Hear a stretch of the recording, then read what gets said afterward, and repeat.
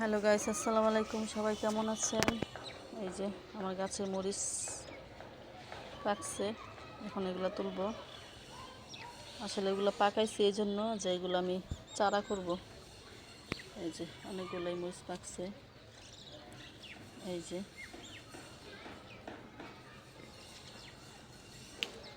মরিচগুলো অবশ্যই দেখতে অনেক সুন্দর লাগতেছে, আর গাছটাতে অনেক মরিচ ধরে, কারণ এই মরিচের জাতটাই জানি কেমন।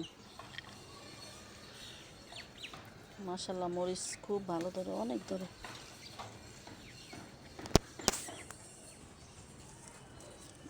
এই যে একটা মরিচের কালারটা দেখেন কত সুন্দর হয়েছে। এই যে অনেক সুন্দর লাগতেছে।